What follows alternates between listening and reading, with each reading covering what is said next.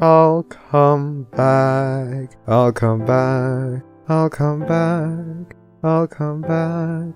I'll come back. I'll come back. I'll come back.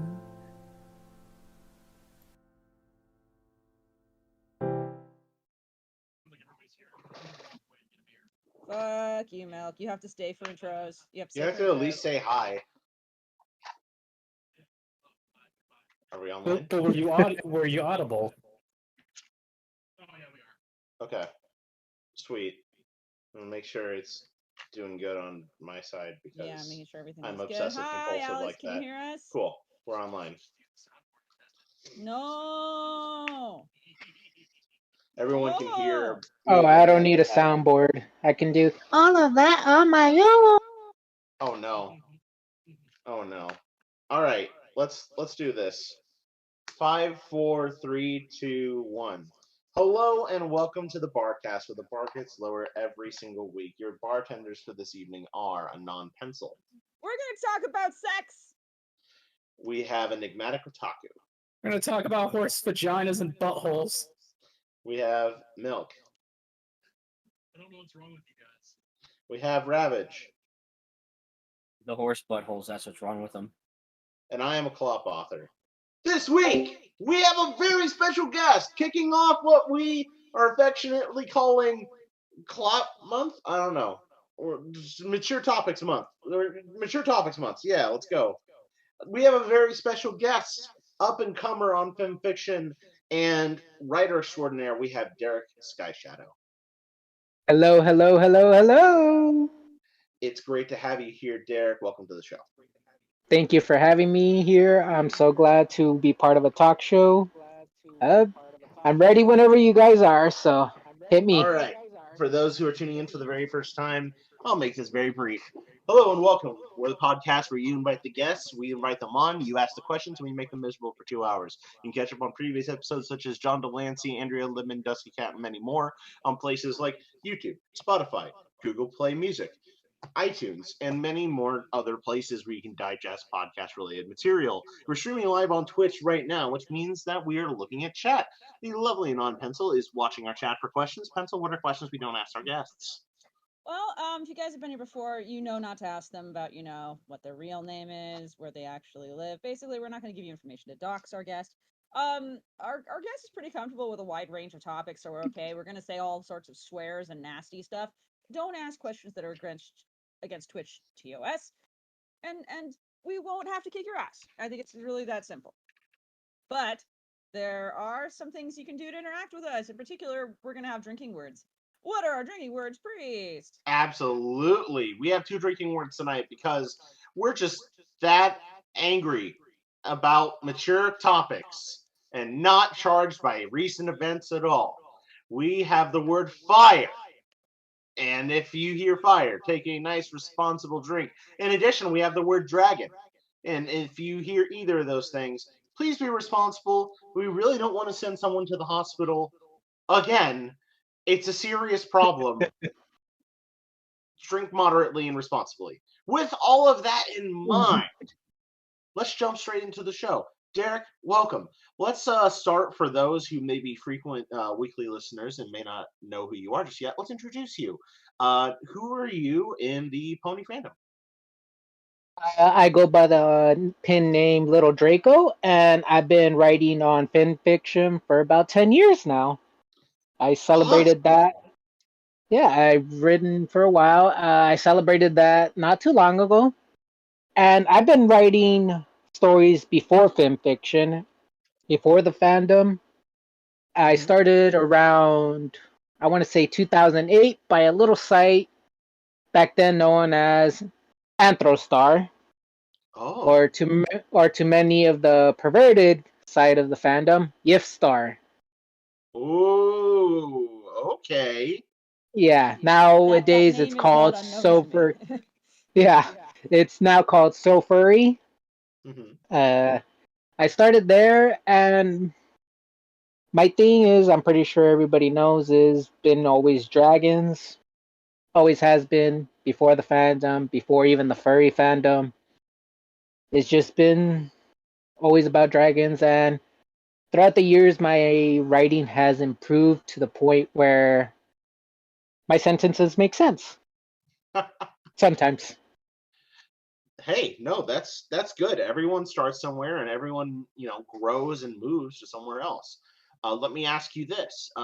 So being more on into dragons, but writing on a place called So Furry, that is that typically considered, and I'm using an internet word, is that considered scaly fiction or is it considered furry fiction? Or is there a It's difference? all around. Everything you can think of.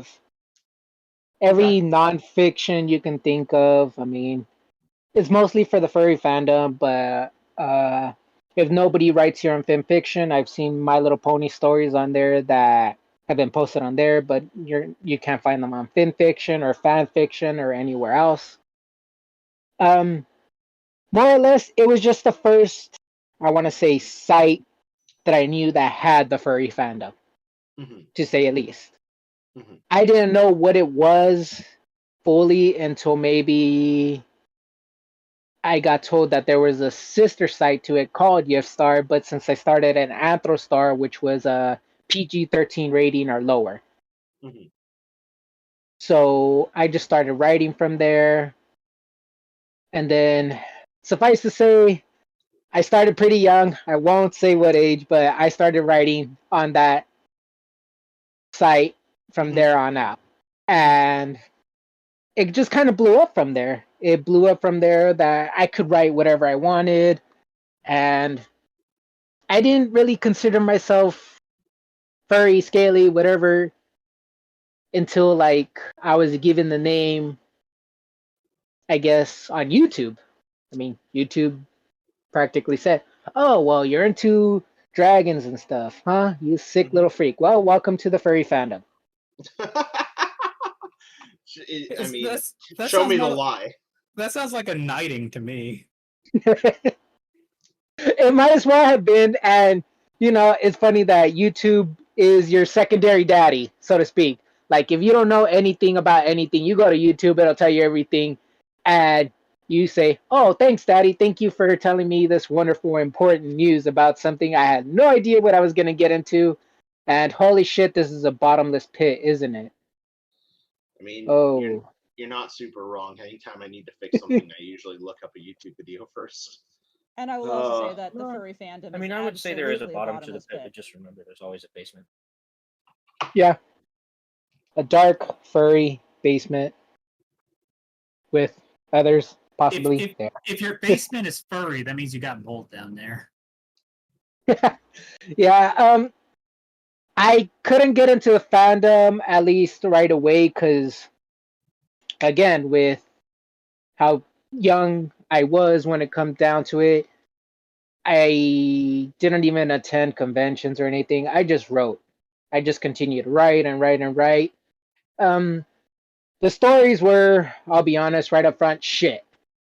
Like they were absolute dumpster fire bullshit to the point where I didn't have a lot of views and I didn't focus too much on that right away. I just focused on getting some writing out because I've always written even before knowing what I was writing. So writing just about anything kind of helped my mind, especially through my teenage years, growing up, high school, and all that. I had a lot of outlet for writing random stuff. I wrote a lot of chicken scratch, which nobody could read but me. But that chicken scratch ended up on my keyboard, and my keyboard ended up on my internet browser. And yeah, I Kinky, didn't very touch it. kinky. Yeah, yeah, pretty much. And believe it or not, it was me writing furry fandom stuff that got my words per minute from 20 words per minute to about 60 words per minute wow. in like, yeah, in less than 2 years. In 2 years, I could write about 5,000 words in 20 minutes or less without problems. Um, and because of that, I was also doing like essays, um, novels and all little things like that for schoolwork with ease. Yay! And yeah, pretty much. But because I didn't really have a proper computer at home or Microsoft Word, I had to do a lot of my work at home, or sorry, at school. And a lot of people noticed I was typing a lot or doing my essays or books or whatever, and they're like, "Oh, hey, can you type something for me?" Uh, sure. What do you want me to type? Oh, do you know how to do poetry? No, but I'm willing to give it a shot. That was my so around high school was the first time I got commission pieces on nonfiction and little stuff. It was just poetries, love poems, if you could believe it. Aw, that's awesome. Yeah, for especially during those times when guys were trying to ask out girls for prom, for dates and all that. You were like, dude, here's $5. Can you write me this kick-ass thing about how I want to be with her for the rest of my days and all that? And I'm like, okay, that, cool. that just sounds like you were human GPT for them. Probably an early version of it, yeah. And again, I just did it because it was just something to expand my imagination, you know? But I'll be honest, I wanted to see if they would tell the difference between what I wrote and then what the person who wrote in the Twilight books wrote and see if they would tell. Well said. All right. Yeah. Well, the next question that we have is, how did you get into the pony fandom? The public fandom? Pony. I mean, now I'm incredibly scared to ask what the private fandom is. No, but the pony fandom, the My Little Pony fandom. That was actually a college project, but not in the way you think. Again, yeah, psychology. I was taking a psychology course around 2012, I believe. And one of the courses was for to study what the effects of a show had and if you could if you can learn from lessons from it, as well as all those little things that they add to it to make the show appealing. So we each had a bunch of lists, so on and so forth down the list. One of them that came up was either a kids cartoon show. I forgot, it was Adventure Time or something like that. I don't remember if it came around the same time as My Little Pony in the 2011s, 2012s. It did. Okay, It it was that one or My Little Pony.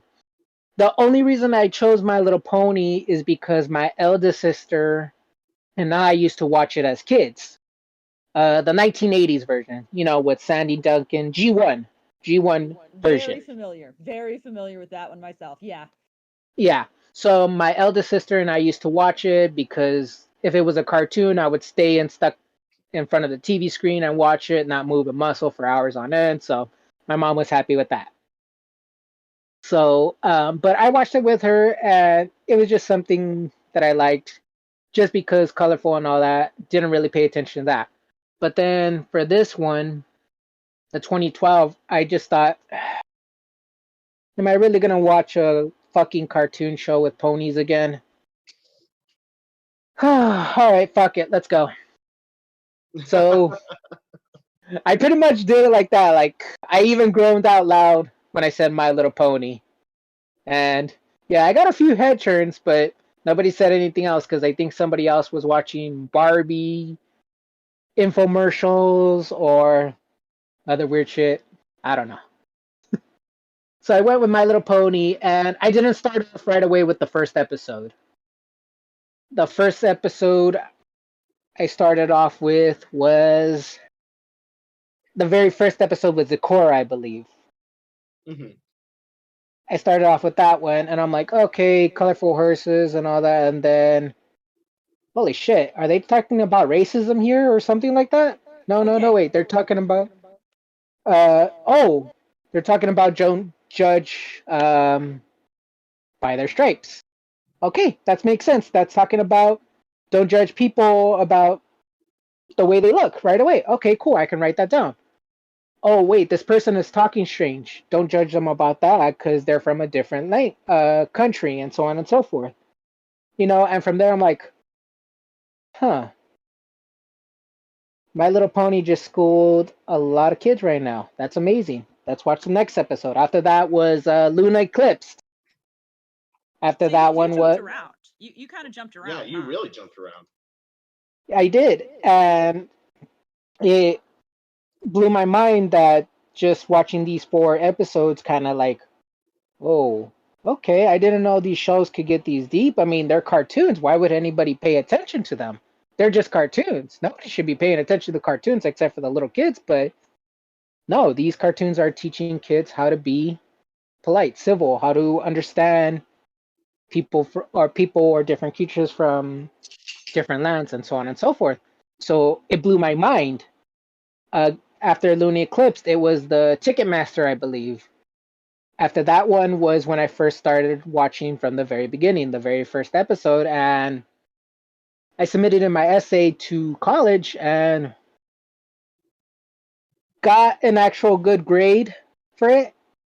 I was happy for it, and I thought nothing else of it, but I didn't touch the series until a few months after when I think that was it Discovery at the time or Hub was still around.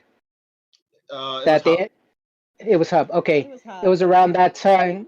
Okay. It was around that time that they announced, oh, My Little Pony, the wedding is coming soon.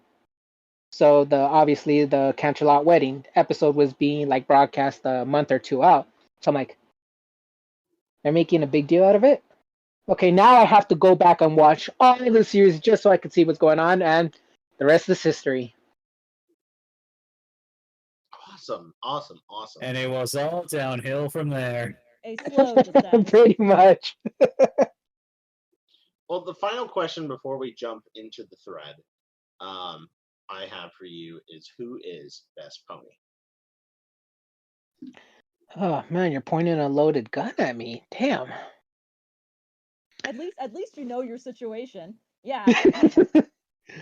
um, I'll be honest. When I first started out, seeing the pretty pink, sorry, not pink. Damn, there goes that. Seeing the pretty white horse right away, kind of like, oh my god, she's beautiful. I love her. But then when I watched Luna Eclipsed, I'm like, oh my god, she's goth. They made a goth pony.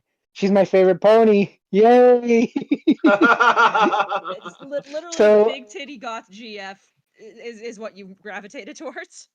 pretty much. I mean, I'm a huge metal fan. I love watching stuff like that. So yes, I'm sorry, but Princess Luna, all time fave. Let's fucking go. All right, metal fan, let's get in the pit. Let's get pushing around and get ready for the breakdown because Arcade Striker JK5 is up first. Number 1, what is your favorite non My Little Pony franchise? Ooh. How to Train Your Dragon the series. And when I tell that to a bunch of people, they don't know that is outside of the 3 movies, there were shows. Cartoon Network, Netflix, like they all had like episodes in between the movies. Mm-hmm. Who doesn't know about the series? The series is incredibly popular. It's really, really popular. I didn't know about the series until literally. Yeah, great. there's a surprisingly amount of people who don't know about the series, and I'm like, how do you not know? Like, this is great stuff. Like, just like My Little Pony, they're teaching a lot of valuable lessons. And dragons! Come on, how can you not like dragons? Yeah, Priest, how can you not like dragons? There's some real weird shit in that show. Like, I recommend There it. is. There is. And for me, it's like for years I followed that show. Like watching it on Cartoon Network as soon as it premiered, watching it over again, trying to find it on YouTube, trying to download the series, trying to find them on DVD. Still no luck there. But it's like I love the series, and again, like How to Train Your Dragon was a great series for me. And it's one of the few cartoon shows outside of My Little Pony that I stuck through to the very end. Watched every episode once or twice, watched the movies, Netflix series, so on and so forth. So that one wholeheartedly is my favorite series of all time.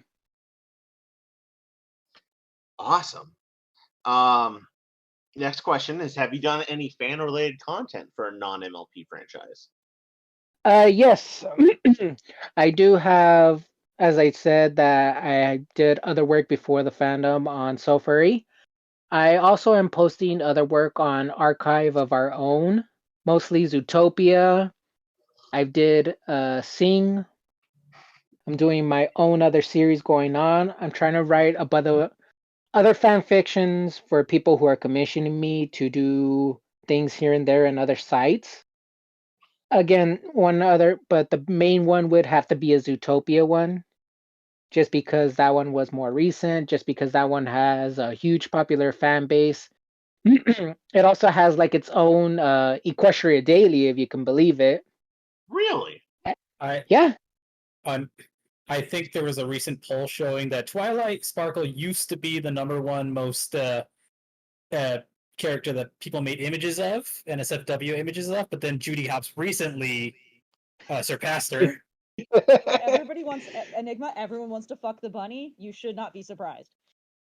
Oh yeah, no, definitely. So when I started getting like commissions or people asking me, "Are you gonna do a Judy fic? Are you gonna do a Judy fic?" And I'm like, why? I mean, she's literally the only main female character in throughout the whole movie that is worth talking about. You try to look through other parts of the movie, is like, okay, well, what about Gazelle? Well, anybody can write about Shakira. And I'm What like, about the sheep? I was gonna say, what about the little shrew? Like the little Or tiny Mrs. sheep Otter. who gets married. yeah. You know, the one from Otter's Jersey who actually has really to talk popular, I about the find. wedding day. I thought wasn't she Snooki or whatever her name was from Jersey Shore? Was it Snooki? Yeah, she's a parody of her. Oh, I didn't know that. I mean, No, I no, Enigma, no, do not. Holy fuck, Enigma! Have you ever met someone from New Jersey? Have you ever seen someone from New Jersey? She's just supposed to be like. Honey. My only experience of New Jersey is Jersey Shore, and my sister constantly quoting that. Well, your sister's stupid. She went to jail for stupid things, Enigma. I know. She watches Jersey Shore. That's what happened. That's what led her to it. I know. So don't judge things off of your sister's likes. Jesus. I like how I just there's like, oh, it's a character who's obviously supposed to be from New Jersey. It's sneaky. Fuck off. Oh. Speaking of Jesus, let's get back to fan. That is not the transition I wanted. Good job. The Good transition job, I Priest. wanted. Good. That's just the typical. Okay, let's talk here for a second. That's just that sort of non-segue segue is a thing I normally do here. That is not. Oh, okay. Back to fan fiction. I think you meant we need Jesus Stop. at this point. I think what I want to pick Draco's brain about for a second is knowing that you've currently write for many different websites at this point. Mhm. And one of the things that supposedly our podcast does is it provides information for aspiring writers on film fiction and the pony fandom and creation. So Mhm. let me ask you this: based on your experience on other sites versus film fiction, what compare and contrast like reception, where you want to write, what you want to write, how do the metrics or accessibility of the different sites influence what you want to write? Okay, so when I started at SoFurry or Yifstar, whatever back then, Mhm. it was easy to write the tags in because the tags were either provided or they were established already. You can create your own and such. Um, the only problem was it didn't really have like an accurate way to write on the actual site. So copy and pasting from like say Word to that site was a lot harder. Now what I do now is go from Google, copy and paste, and then post it on FinFiction. And that has been an easy transition. I noticed that other sites don't do it as easy. Archive of Our Own, fan fiction, um, DeviantArt. There's a lot of sites that don't transition from Word to the site properly. Fan fiction has been easy, and I appreciate that. Same with the tags. Same with writing the headliners and such. It made it easier. But I will say that I'm glad that film fiction kind of stuck with the way that it established itself when it came down to the writing aspect. The only thing would be like if they could take cues from other sites, like okay, maybe include more character tags, maybe include actual tags of like say, I don't know, uh, I'm pretty sure people would love it fetishes, or if you want story development, or if you want to say what kind of uh I don't know, other elements you can include. So that's the only thing that film fiction's really missing. But other than that, I want to say that film fiction is probably number one, easy for me to write in. Deviant art or Surfery are close to second. Archive of Our Own lets you type in whatever the hell and call it work. So for me, I don't like that aspect. I wish they would clean that up on their own. But again, for the last decade, film fiction has been a very reliable way to write anything. But I wouldn't write directly on it, so to speak. Use Google Word, use Google Word, Microsoft Word, and use Google Docs to help you Oh out, yeah. Oh yeah. and then copy and paste it, and pretty much simple from here on out. Yeah. Yeah. No, I think that's really fair. And thank you for the advice, because the minute someone says, "Oh, I like this site, but it's way better than film fiction," I'm off this train. See you, nerds. um, no, but Oh yeah, it's pretty consistent that as far as the user experience, people really like FinFic. oh yeah, no, and that's why I enjoyed continuing to write on film fiction just because of how simplistic they made it. Hmm. I mean, why change something that isn't broken? I mean, Sulfur, DeviantArt, and all that, they've had years to try to develop the proper writing system. Same with fanfiction, .NET, Archive. They've had years to try to change or adapt it, but they don't. And I guess people just got used to it.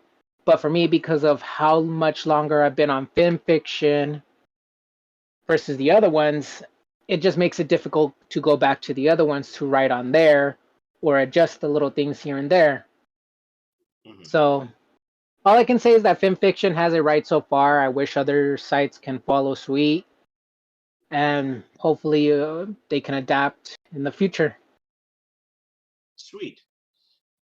Next set of questions is from the Glim Master in the thread, which number one starts by asking, "All right, little Draco, where's Big Draco?" He's amongst the stars now. Oh, sad. Very And now we're sad. Yeah. talking about death. Excellent. Good. I thought they moved. I thought they moved to Hollywood. Nah, he's amongst the stars now. Sadly to say, he's amongst the stars. Big Draco's amongst the stars. Number No, two. Oh, go for it. Little Draco was actually given to me by a first writer that became a good friend, that eventually became a soft girlfriend. Mm. And then it kind of broke off after that in happier terms, but we kept in touch, and she just kept calling me Little Draco because I would always bring up Dragonheart as my motivational piece for writing dragon stories. Aw. Cool. Let's go to number two. How do you make worst pony become best pony? How do you make shit edible? Truth. I mean, I tried looking up in the fandoms. Like, I read all kinds of stories and I try to see how they actually make some of the most background ponies or just one shot ponies into something grand. All I can say is that what little tidbit information you can get, you can always check the sources, see if the creators have created their own backstories for them. And if not, then just, create your own. Make it so that they are no longer crappy ponies, I mean, like what? Prince Blood was considered a shit pony or something for a while, just because Yes. of how he acted. And now, like, there's stories where he's like, oh, he secretly acted like this because he was either gay or he was just trying to keep security for the castle or some other nonsense. It's your own imagination, and I advise always everybody to use that to make something that isn't likable into something that is worthwhile, because that's how you can expand not just the fandom but people's imaginations. How you can grab a certain topic that people don't want to talk about and blow it up, make it bigger than fire, make it bigger than what it actually is. And pretty soon you're going to say, oh, I should have really understood this person or this character or this pony a lot better because this person wrote about them how they might be. It may not be canon, it may not be true, but I would like to consider, yeah, they might be a good pony after all. I like it. I like it. The next question is: would you watch MLP if all the casts were dragons instead of ponies? Do you even have to ask? I Of mean, I think course. it's going to be a hard yes. Yes, yes, yes, yes. I mean, definitely I would. And when it comes down to shows like that, it's very hard because they always make, if you notice, a lot of dragon characters secondary characters or third characters, or they're non-verbal and they really don't get their own episode or their own time, so to speak. I mean, look at Spike. Poor Spike. He only gets one episode per season, if even that, and even then is like they make him unbearable or they make him like less. He deserves less. He is unbearable. I know. That's why I wrote all my stories based on him or around him, just so he can be a bit more bearable. Just a bit, I hope. Let me ask you this: how do you feel dragons as a whole are treated in the writing of My Little Pony? Do you think that they've done them justice? Do you think that it took too long to get introduced to the Dragon Kingdom? Do you think there's still a lot of room for them to get fleshed out? Like, in general, what are your thoughts about dragons in My Little Pony? I want to say that they were mistreated, but at the same time, I understood that this was not My Little Dragon show. Yeah. I get that. I get that. And for me, it's like they did some part in introducing their backgrounds, their mythology a little bit in season 6 when it was for the Gauntlet of Fire, which is my favorite episode. But it could have been more fleshed out, I feel like, as time went on. Like, okay, it's not just, that they're just greedy and angry and all that. They're also like capable of deep understanding, or maybe they're like this because of how they were raised, or, like it got explained by Smolder, was it season 7 or 8 when she comes in, that, oh yeah, that's how we grew up. We're greedy little shits that have nothing else better to do other than hoard and fight and so on and so forth. But then later on, she turns into a pretty little pink princess. And I'm like, no thanks, please don't. I mean, yes, they did her character good, but not Spike, not the others. They could have done so much more. And while I feel like, yeah, they could have introduced Spike's parents maybe a little bit, that would have not done it justice in any way to him.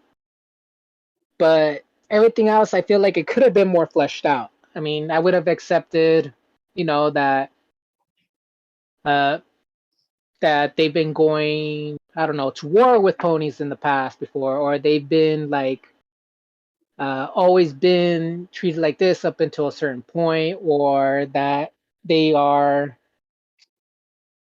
just not mindless creatures. There's so much that more that can go on, and that's why when I write my series on the Dragon Lord's consort, that it expands upon that beyond what it should have been. I like the preconceptions that Twilight had about dragons because you can see what her mindset is of the dragon culture in that episode where she shows a what if scenario if Starlight stayed with Ember. Do you remember how Chad and Alpha they acted? Like they chest bumped and everything? Yeah. That's how Twilight sees them. Mm-hmm. I mean, and go ahead. Sorry, go ahead. Go ahead. Oh, I was just gonna say there's a whole mess of different ways that you could look at and redirect like dragons and dragon culture, because the only main things that you have prior to the actual Dragon Kingdom being introduced is the actual Dragon Shy episode where there's a The dragon sleepy that's, boy. yeah, the tired consumed by dragon, or consumed by greed dragon. And then you have the Spike gets greedy episode where he gets big. And then you also have the whole general idea that like there's this egg that like Twilight performs magic on, and now it's her adoptive child or pet. And then all of a sudden, dragons are a real and normal species, and there's hundreds of them and act like a normal society. So like you get this kind of like mixed perception of what they're like in Equestria versus what they're like in their kingdom. And there's a lot of room there to try and explain like politically why these make sense or what happens. And if you told Ember about how Spike was hatched, would she just be like, "Wow, you were kidnapped"? You know what I Pretty mean? much.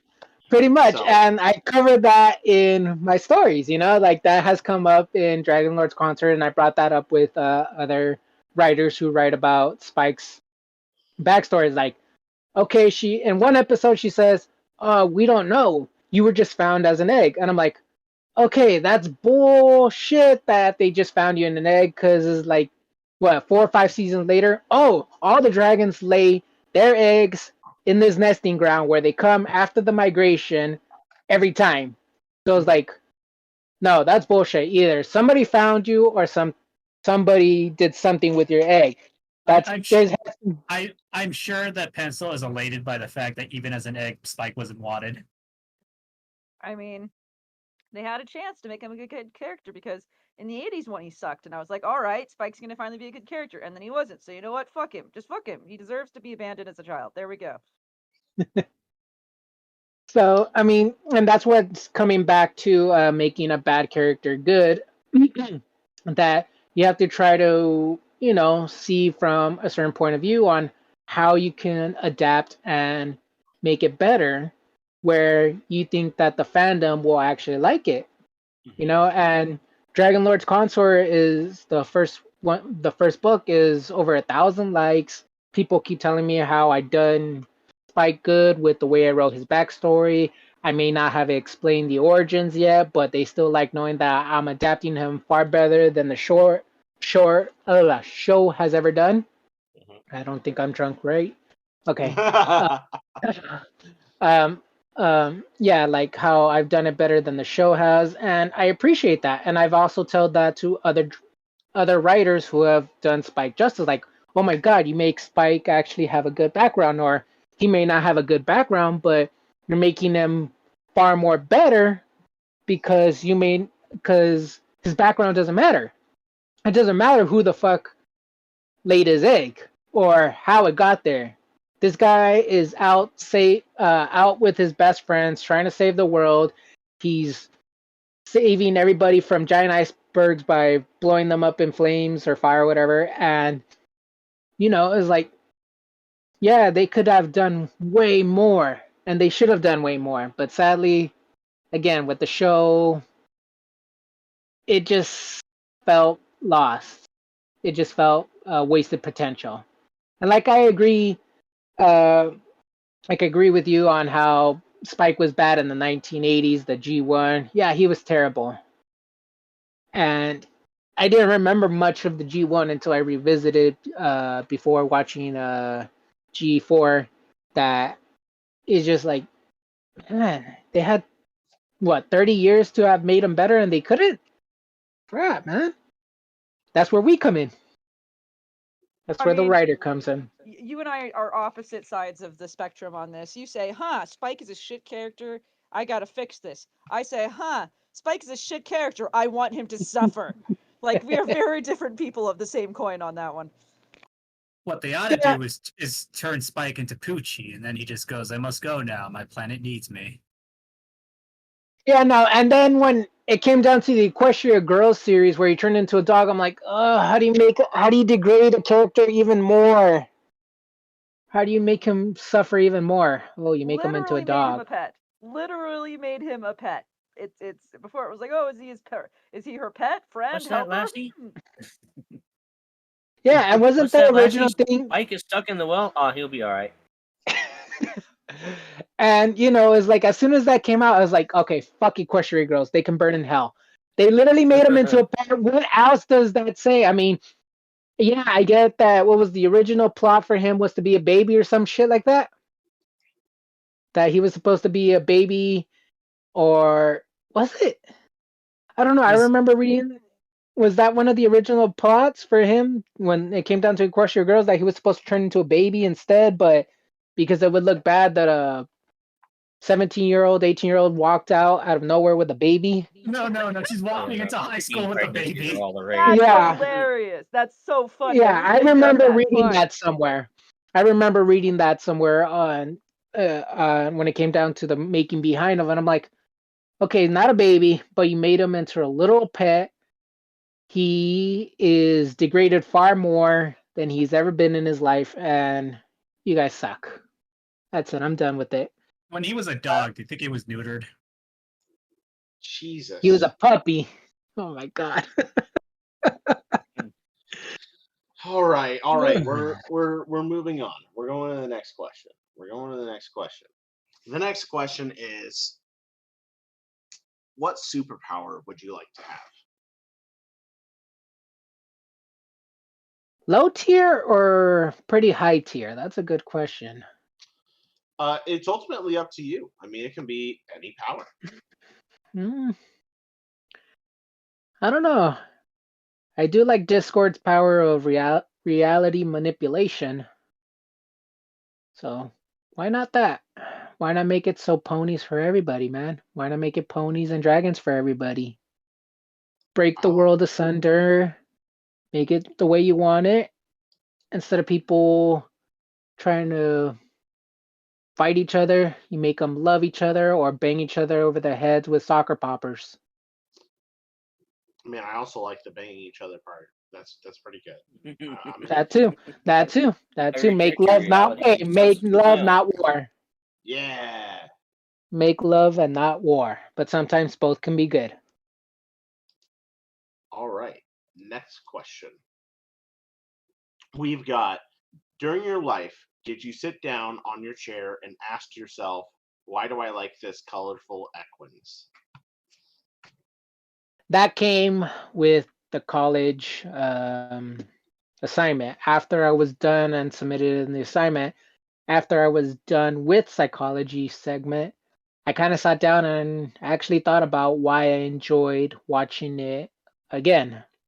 Again, before the counter lot wedding, I just didn't go back into it, but I thought, this show actually seems a lot better. It seems a lot more cheerful. It seems a lot more, so to speak, smarter than G1, so to speak. I mean, G1 is just cartoons. It was cartoon fun, so to speak. Mm-hmm. It really didn't have so much of a emphasis on trying to explain certain subjects. It was just fun, and when I go back and forth between them, you can kind of see the similarities, but you can also see where adults actually thought of putting character development and I want to say intelligence into the show, where it's not just a kid's cartoon. This kid's cartoon is going to help out, you know, people with certain issues. Again, going back to the Zakora thing, one of the first episodes I watched about how to deal with somebody who's different from you. Mm-hmm. And it just clicked to me that, okay, so out of all the cartoons I watched, it was either for dumb fun or because, it was action. I mean, Pokemon, Yu-Gi-Oh, growing up with that stuff is like, okay, cool. It was kind of like dumb little fun. Yeah, seeing animals fight each other and so on and so forth, collecting all that. But with My Little Ponies, it seemed to dive into an age where I felt like, okay, I can watch this cartoon and not feel dumb or feel childish for watching it because it's not meant for just girls. It's meant for kids. Um, then as I watched all of season one, and I kept growing with the show and seeing that it helps create something that I didn't think was possible, and that was a great big fandom that I didn't know existed until about the Canterlot wedding. Mm. And it was because of fandom that I realized, oh, I can like this too, and there's a lot of people that love it too. So why can I not? Why cannot I enjoy this show with a bunch of people? And pretty much after that, it just stayed with me that I became part of the fandom. Well said. Number 6. Are you a bad dragon or are you a bad dragon? We all know the implication here, I'm assuming. I'm not that innocent, but uh, I'll be both. Where enter the meme that says both. Both is good. Both is good. Yay, I I'll like just it. I'll just leave it at that. Both is good. Both is good. All right, Gold Miner 23 is up next. What made you go the route of being a dragon? As I established earlier, I got into the fandom. I always liked dragons, but what made me become a dragon lover, so to speak, was probably a small movie. Probably none of you have ever heard of it. None of you probably ever heard of it. It's a small movie that came out in 1996 called Dragonheart. Right? Nobody's heard of it. I have Is heard. that, is that the, No, a Kingdom. small movie, my ass. Sean Connery as a dragon, motherfucker. Exactly. Yeah, no, But just 2 and 3 fucking sucked ass. The first one was great though. you should watch number 4, 5. First I one think. was amazing, Oh, though. God, First no. one was great. Yeah. No, the second one was terrible. I skipped that one. I watched 3 and 4, and then number 5 is like, okay, kind of better. But anyways, so yeah, it was that movie that kind of literally lit the fire in my heart. I mean, I don't know how else to explain it. It was pure magic. It was literally the most amazing thing I've watched as a little kid. I was about 5 at the time when it came out, and it just blew my mind. I mean, as soon as it came out on VHS, I bought my family bought it because I wouldn't shut the hell up about it, and I would watch it over and over and over again. And oh my god, I would cry at the end every time, And it's like one of my top 3 movies that I cry to all the time I see it, and it's like, yeah, this is amazing. It was a beautiful movie, and I'm sad that it was the only one that existed of its kind, so to speak. I mean, yeah, there were other dragon movies out there. What was it, Dragon Slayer, Fire and Ice, and so on and so forth, but Wh- none what's had the. what's your opinion of Reign of Fire? Reign of Fire is also a good movie, and while a lot of people say, "Oh, well, they kill dragons," ha ha ha, and I'm like, okay, cool. Didn't the dragons just wipe out most of humanity? What does that tell you? That they're the good So guys. exactly. So I mean, like dragon slaying movies and all that, it does come and go and all that. I'll still watch it, but dragons have always been a big part of my heart, and even up to this day is like I love the very ideas of something that seems fictitious but is so strong. I mean, the crazy thing is a lot of people say, "Oh, well, dragons are fake," and I'm like, we got dragons dating back thousands upon thousands of years. You know that the Vikings, the Chinese culture. I mean, you look at cultures from around the world, you do realize that dragons existed in some form, in some way, in some legend, and you want to say that they're fantasy or they're fictitious. I'm like, maybe they are, but it's the imagination that brings them to life. It's that imagination that brings so many great moments and great inspirations to our lives. I mean, when people say, "Oh, I love dragons because I believe they're strong, that they're tempered, that they are these great powerful beasts," and I'm like, "Yeah, why not? Why not be a dragon? Why not be strong? Why not have the mentality that you can be strong and achieve anything. Why not carry it around your neck as a necklace? Why not have it as a tattoo? Why not have it as a poster? I mean, there's so many things that you can say about dragons that there are tons of things for. I mean, they're elemental, good and evil, um, water, fire, earth, wind, whatever you want to say. They are a great aspect to base your things, your characters on. That's why you always hear like these characters, these human characters. Oh, you have the soul of a dragon. You have the strength of a dragon. You cannot be beat. Why would else would anybody say that? Because that aspect is to be strong. We all want to be strong in our own way. We all want to be strong in some form because we don't like the idea of being weak all the time. I want to be as strong as I can be. If it's not physically, I want it to be mentally. I want to be Yeah. able to, yeah, like we all want to be strong in our own ways. And for me, being a dragon is strength. I can never be as strong as, say, Bruce Lee or Arnold Schwarzenegger or something like that, but mentally, I can be just as strong. I can use that strength to, like, I don't know, help people or say, okay, you think you're going to bully me with words? Nah, I ignore you. I walk away. All those kind of strengths just can come from within. Just be your inner dragon.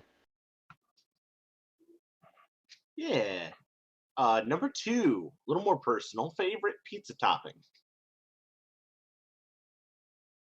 I know if I say pineapple, I'm just going to get ruined, so I'm just going to say pepperoni. Is No, it you're really not. I pineapple? put pineapple on all my pizzas. Is it really pineapple? No. Okay.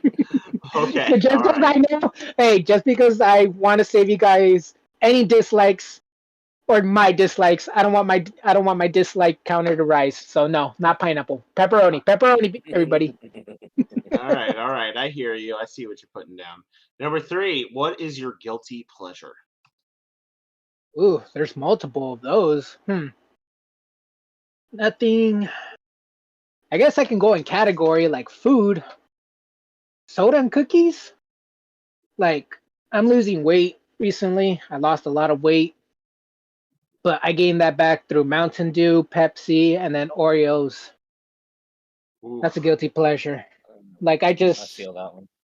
yeah, Dangerous. like they are. They're very dangerous. Those are the ones that kind of stay with you for a while. But I've drank more water. I've eaten much more healthier. But right now, as I'm talking to you, I'm drinking half Jack Daniels and half Mountain Dew Baja Blast. Ooh, Yeah. that sounds intense, actually. Like, I don't know. I don't know if I like that flavor profile in my head. Oh, I've seen worse, man. I've seen worse. That's all I can tell you. But That's fair. Baja Blast is limited time, so I might as well make limited time of that taste. You know what? That's fair. I hear you and I understand. So, and as for cookies, Oreos have been Oreos. Just like the Oreos destroy me, man. Mm-hmm. Ugh. Mm-hmm.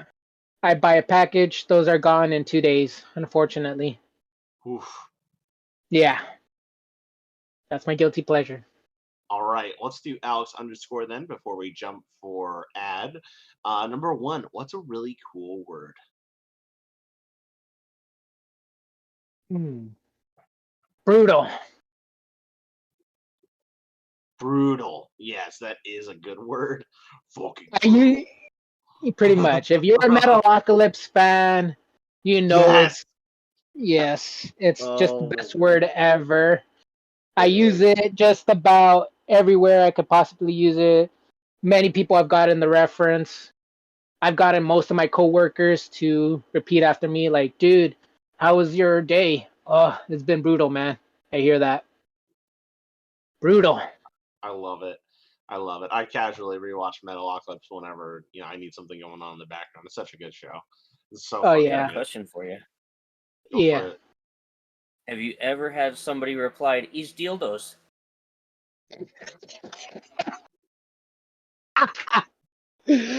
Yes, because they understood the reference, but they've added more references and they just go off the show off script like I am how you say much gooters than you.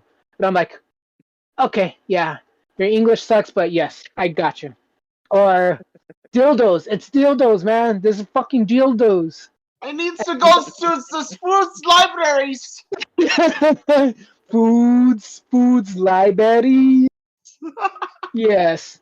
And I'm so happy that I got my tickets for Death Clock coming soon. Just Oh, throwing that out there. I really want to see Lucky. them, but the tickets are too expensive for me. Yeah, they were expensive as fuck. I just finished paying off what I paid off in credit card. I'll just say that. Oh, yep. All right. Up next, number 2. What's going on? That's the question. What's going on? I'm chilling.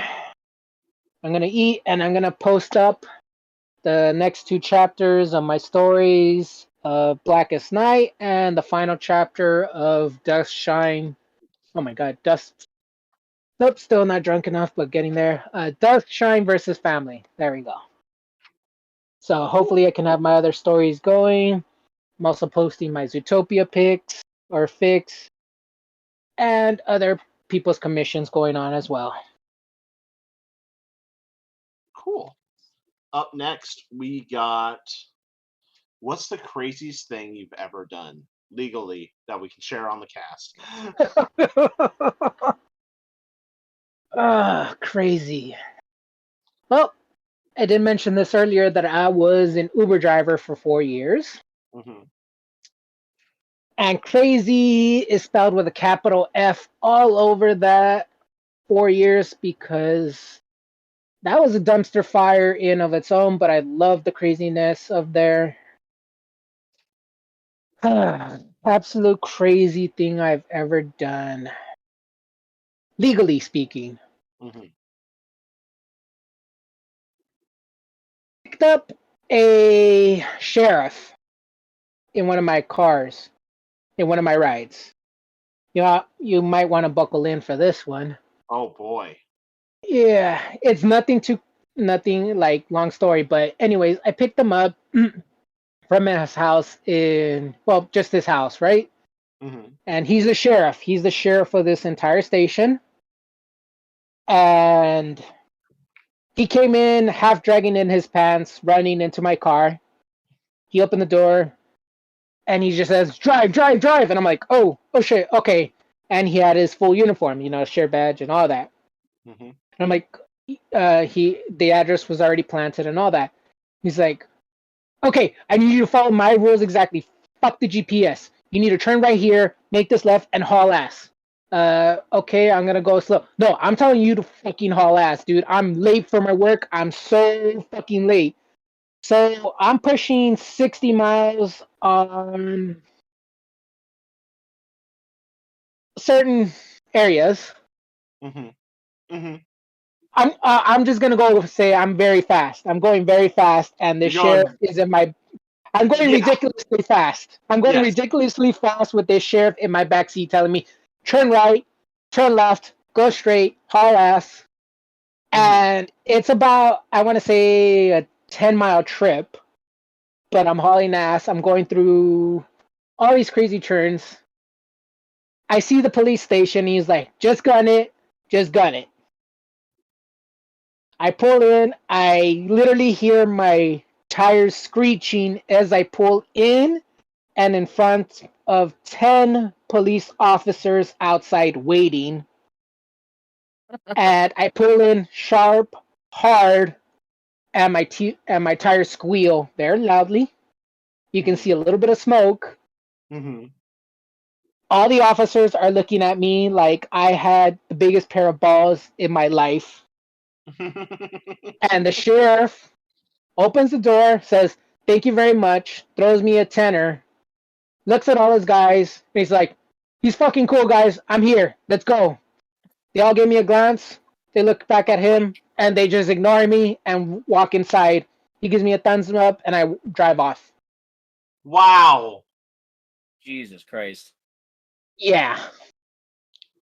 Yeah. And if you ever been shitting your pants to a point where you don't know if you're going to die because he might shoot you or he might make you crash into somebody, that's as close as I've ever gotten. Or the other officers might shoot you. Whew. But that's the second time I've ever had to deal with cops where it was like pretty intense. Wow. I want to say that sorry, go ahead. No, by all means, continue. I want to say that would probably be of the two crazy ones. The second one would be getting in a near shootout. Ooh. Not me being part of it, but me being nearly part of the crossfire. Mm-hmm. And me having to peel back hard because everybody else behind me already left while cops surrounded this area. I peeled out so hard, my car actually scraped the SUV. Long scrape across it. Me trying to peel out. Wow. None of the cops stopped me or it's ever been brought up. So, yeah. Wow. Well, those are some crazy stories. By all means, I bet that fully satisfied Alex's question. Next question is: have you ever seen a ghost? Huh. So I'll be funny. I played this prank with my family for a long time and with guests in the house, but the doors in the doors throughout the house do like to close on their own. Mm-hmm. And that's because some of the windows do create a certain draft, and the way the house is built, it just closes things and whatnot. But I don't particularly see a ghost, but I've created a ghost for my house. I don't know if that counts or not, but I've created my own ghost in the house, and it scared the shit out of my friends and a lot of family members. Wow. Yeah. And for years and years and years, whenever the door would slam and there was nobody there, I would say, "God damn it, Henry." Or you hear the bedroom doors slam. I'm like, "Thank you, Henry, for closing my door." I That's would good. always change, yeah, I would always change the ghost names to Margaret, to Elizabeth, to Henry, to John, and all that. It's only until like the last 2 years until I just stuck with Henry that I just stuck. And then, funny enough, to not really bring down the mood a bit, but my grandma had recently passed away last year, and we keep a little picture of her in the corner of the living room. Mm-hmm. And it's funny because ever since we put that, we kind of talked to her because she's still with us in our hearts and so on and so forth. And ever since we put that picture, the house has been sort of calmer, so to speak. We don't get doors that shut anymore, they don't slam. It's been calmer. If we do hear the door close, it's very gentle, like a soft close. Mm-hmm. And I tell everybody, "Oh, that's grandma. She's closing my door. Thank you, grandma." And they're like, "Your grandma's here? She died in this house?" I just stay quiet. I love it. I love it. I love it. All right. Next question is: what's the worst thing you've ever had in your mouth?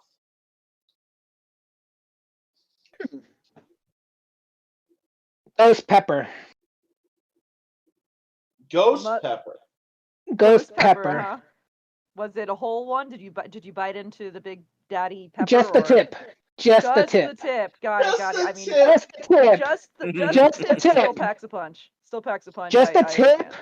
made me cry, made me fetal position. And that was just licking the tip. And when I got dared into taking half a bite of that, I was just a mess. Like, I wanted to die at that point. Forget that. Like, that was the worst, most traumatic thing in my life ever. I'm not a big chili fan, I'll be honest. Mm-hmm. It's taken me years to grow accustomed to eating chili, but when I first time I've tried like actual chili, and I'm talking about like not chili sauce, not small chili pepper stuff like that. I'm talking about like an actual chili pepper Hmm. to the extreme. That was the first time I ever tried it, just bare boned, just eating it straight up. That left me horrible, in That's pain, that's not easy, and no matter what way you spin it. yeah, no, and it, but in a weird way, it kind of provoked me to try eating a bit more chili throughout the years, Hmm. you know, like just so I can adapt better, just so I can grow accustomed to it. So it was like, um, after that incident, I'm like, oh, I'm never doing that shit again. I'm never doing that shit again. Let's start off something small. Let's try hot Cheetos first. Hmm. Okay, hot Cheetos. And then I went to chili sauce. And then I tried mixed chilies. And then I've tried eating yellow peppers and all that, green peppers. Now those are more tameable.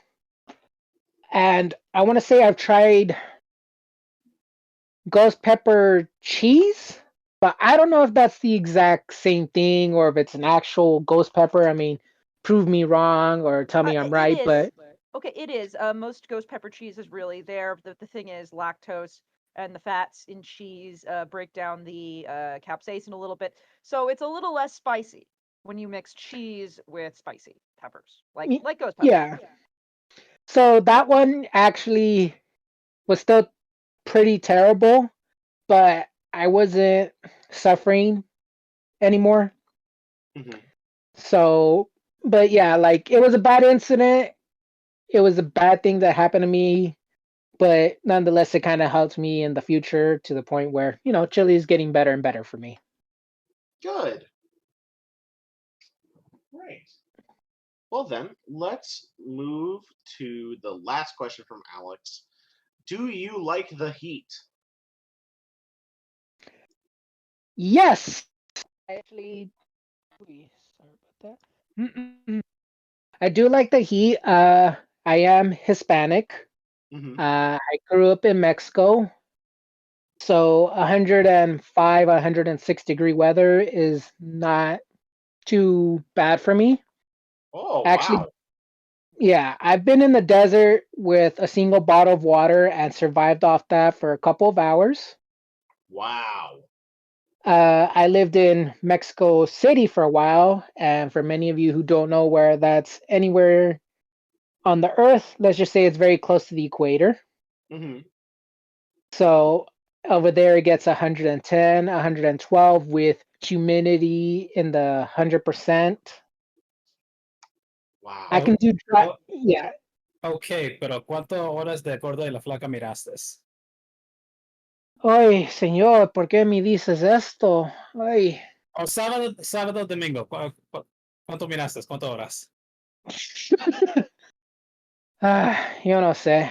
Con Yo no Don me acuerdo. Francisco. Con Don Francisco. De Don Francisco. Ay. I'm sorry. I have to switch my Spanish filter on. I have to switch my English to Spanish. Give me a second. I need to speak Spanish. Switching over is difficult. I get it. I get it. No, no. Pressing exit out. No, I have to switch it. Like, I just can't be caught off guard. I can't be caught off guard. I hate Spanglish people. I hate it. I hate it. When you go, hi, how you doing? I'm fine. How you doing? Oh, yo estoy así, yo estoy bien. And I'm like, oh. No, either speak English or speak Spanish, right, motherfucker? Let me know. Let me know No. if you're gonna speak Spanish. If you're gonna speak Spanish, let me know No, so I can switch No. my mental dial. Okay? You No, no, cannot no, spin that shit on me. You cannot no. spin Yo, that yo shit on prefiero me. hablar like this. Yo I love this. prefiero hablar como si, like this. Okay, güey, cálmate. Pinche güey, y esto. No, lárgate tú. I like these words. I know these ones. No, chinga tu madre, güey. Yo no Ah, quiero ah, hacer esto ahorita. Yo no, no no, sé no. Abrigo el tuyo. Abrigo I el know tuyo. all of those. esto ahorita. Hey. This is for our English Patreons. We gotta speak English for them. There is no Espanol el sap for them in this. Espanalic. Hispanic, exactly. Okay? That was Cálmate, güey. If you want to speak to me in Spanish, we'll deal with that un otro tiempo. No, that's Spanish for no. Jesus Christ, I have never heard somebody lay into Enigma like that since like me. I knew all of those words, and those were amazing to hear unleashed in such a calm string of just here you go, Enigma. Have some fuck to eat. Enjoy. No, here's the thing. At work, I speak like that to one of my bosses because she's Mexican. And she screams in Spanish to everybody, and we scream to her in Spanish back. And I'm talking about full on screaming where other ethnicities are looking at us like we're about to throw it down, but we're like, no, bitch, tia. We call her tia because she calls everybody mijo or mija. But I'm like, no, pinche tía, yo estoy haciendo estos pinches cosas ahorita. Cálmate. No, esto ahorita, güey. Hace esto ahorita, güey. Oh my god. Ok, ya me voy. Ya, You went pinche so madre, far. apúrate, güey, apúrate. Ponte las pilas, mijo. ¿Cómo chingas, tía? ¿Cómo chingas? Estoy haciendo todo este trabajo y ni estás secretando para nada. Mijo, yo te estoy diciendo, necesitas hacer estas cosas ahorita. I am just hearing distorted Spanish. I mean, to Pretty be much, fair, yeah. okay. So this is why it's so funny to me, even if it comes out distorted sometimes. Like I took 4 years of Spanish in high school and like 1 semester in college, and like no matter how much Spanish they teach you in education, they are not ready and not preparing you for the anger and the speed of an No. angry Mexican, like Spanish speaking No. mother. And No, you are when not. there is a whole group of people all speaking Spanish at the same time, it is indecipherable distortion to me. And so it's just like this is great. This is And- fucking great. Yeah, no, and like I said, when we scream at work, nobody outside of those who understand it, like, get it. Like, they're wondering, why are we screaming at each other? She's your boss. Why would you scream at your boss? And I'm like, I'm not screaming at her. I'm just saying hello. Like, even those who are not Hispanic but understand Spanish, they're like, oh, okay, you guys say hi pretty beautifully. And I'm like, yeah, that's how Mexicans do it.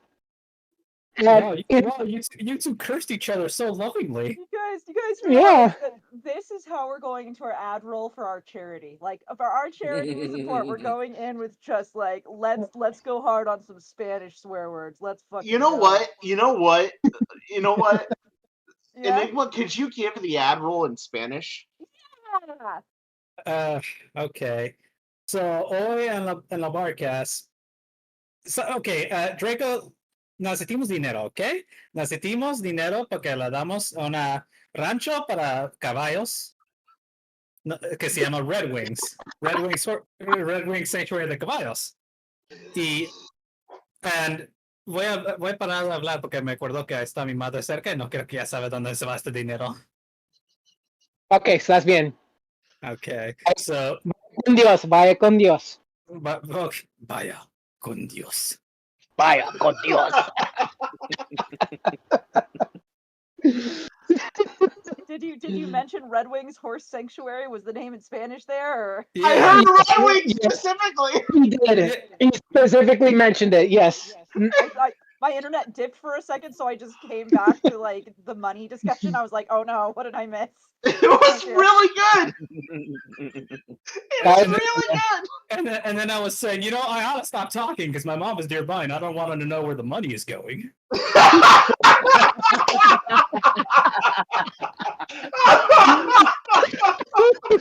I can't fucking function anymore. This is a great fucking cast. All right, the next set of questions is from Rav. Rav, take it away. Rav, read your questions. Oh my god. Why do I have to take my own questions? Breathe. Breathe, mijo. Breathe. All right. What's a question you wish people would ask you?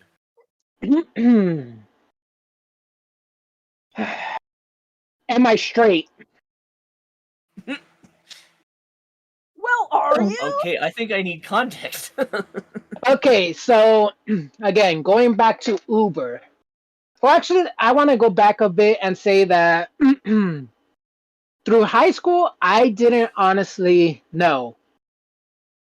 And for me, that was a weird trend. So I had a girlfriend for freshman years. We dated and all that. We broke off on good terms because she was moving to another state and all that. After that, one of my friends was having a hard time coming out, and he asked me if we can go out on a date, and we did. After that, he kissed me and he said, "Thank you for letting me know." And after that, that was that. And after that, I pretty much never found interest in anybody or anything in general, so to speak. Now, a lot of people find it hard to believe that they say, "Oh, well, you write these stories about sex or all that crap and whatnot." And I'm like, I write it for the entertainment value, but I really have like no, so to speak, actual upfront knowledge on what the fuck's going on. I mean, I write it just because, like it's for fun. But I want to say for a good amount of years, I considered myself asexual. I had no preference whatsoever. Then we come to Uber. Again, Uber. Uber has been my thing. Uber. uh, Uber, the way I became famous through Uber outside of helping those out was up on my roof, I had these little pins. These pins that were furry based or just random nonsense and junk that would put up on the roof of my car, and people would see them and they would like start chats with them like, "Oh my god, I like that pin. I like that pin. Oh, you like this? You like this?" And it kind of helped out for a while that's how conversation started. However, it came to a point where a lot of people automatically assumed if I was one thing or another just because of the pins or the way that I talked or the way that I dressed. I up until this point in my life, I always dressed in black, but before I just dressed in random attire, either shorts, pants, whatever, and so on. I really had no uniform, so to speak, if that makes sense. Like usually you would go out to work or something um, on your own Yeah. with your own clothing, right? But when I was doing Uber, I had the biggest pin that made everybody talk was "I make vegans cry." Oh God, I need that. Yeah, yeah, no, I have that pin with me. It's been my golden goose egg, so to speak. I've gotten 5-star ratings, I've gotten recommendations, and so on and so forth just with that pin.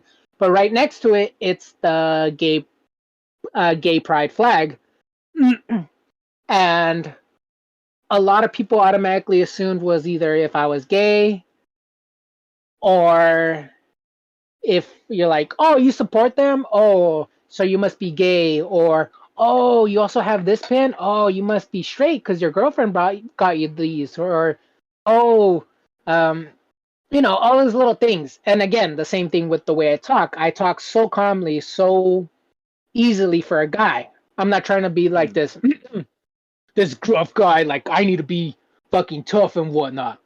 I need to have my voice deep. I need to have this. Or like when people make fun of that stereotypical gay guy where they have like that high pitched voice, like, "Oh my god, you're so amazing! Like, oh, I can't believe it! How are you like this?" Oh, I knew somebody So, like that. I love him to pieces, but oh my God, he was so flowery. yeah, And I so say that his last name was Flowers, so so I mean, again, everybody would always assume I was one thing or another, and even up to this day, my coworkers and some of my best friends at work don't even know. mm. A great example was my best friend. She's gay. She invited me to her birthday party at a bar. She invited nothing but girls, and I was the only guy. And half of them thought I was gay, but they didn't even bother to ask. They automatically assumed because I was the only guy. They So are the question is, that you're fine when you're not really fine, but you just can't get into it because they. Enigma, was that you? Oh my god, Enigma. Please do not. Please continue. I thought that was an ad. I thought that was an ad. No, no, it's a soundboard. That's why I don't like people using the soundboard during Cash Enigma. Knock it off. Please continue. Yeah, so like I just wish people would ask if you're gay. I automatically get judged right away by that. So up until this point, I'm like, all right, I'm just leave me alone. I'm asexual, demisexual, whatever. I'm neutral. I'm fucking Norway in this fucking wars that are going on. I just don't give a fuck. Just ask, please. No, that's fair. That's fair. So moving on from that, because I don't have a good segue for it. Okay. If you were the protag of a displaced fic, what would it be about, and who would you be unlucky enough to be? If I was a protagonist of a displaced fic, it's really hard for me to write self-inserted stories. Hmm. It really is, just because in all the writing that I've done throughout the years, they've never come out good. But when I write about a character I created and how they are their own characters and not me, that's been easier. So I guess if I was the protagonist,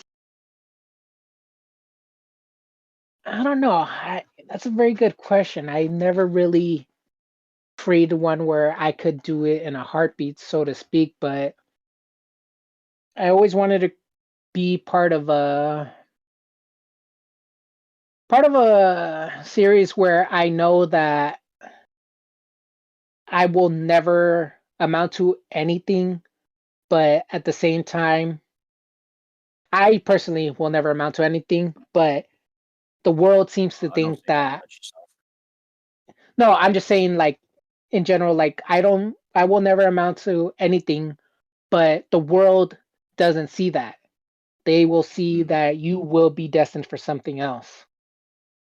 That no matter how much So, doubt I cause on myself, the world will always try to tell me you will be something grand. You will be something amazing. And so I what try I'm to. getting from this, what I'm getting from this is, you are going to be spiking any series.